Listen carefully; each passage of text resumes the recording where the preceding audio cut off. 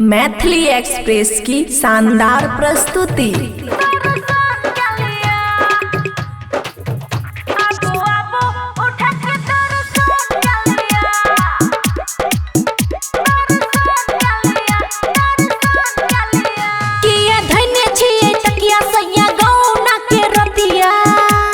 बोलू ना सुनो किया धने छिए तकिया सैया गौना के रतिया, किया धने छिए तकिया सैया गौना के रतिया। आह के जे मन करे सैया ओ क्या लिया ना आबू आबू उठा के दर्शन क्या लिया, आबू आबू उठा के दर्शन क्या लिया, आबू आबू उठा के दर्शन क्या लिया।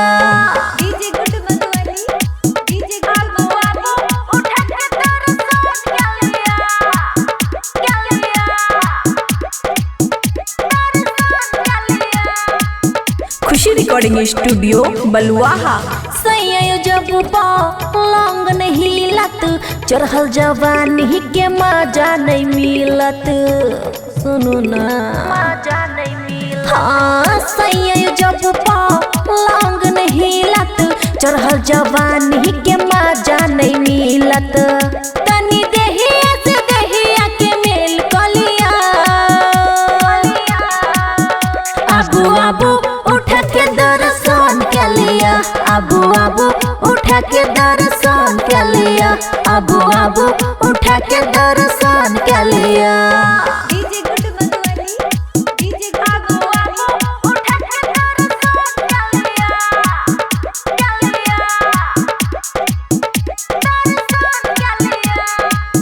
खुशी रिकॉर्डिंग स्टूडियो बलुआहा। घुंघटा उठा के सैया क्या लिया प्यारियो, लाली होठ लाली बाली होइया बेकारियो, लाली होठ लाली बाली होइया बेकार। हे यो घुंघटा उठा के सैया क्या लिया प्यारियो, लाली होठ लाली बाली होइया बेकारियो। अमन के सैया जी दाना दान क्या लिया, आबू आबू उठा के दर्शन क्या लिया, आबू आबू उठा के दर्शन क्या लिया, आबू आबू उठा के दर्शन क्या लिया। खुशी रिकॉर्डिंग स्टूडियो बलुआहा।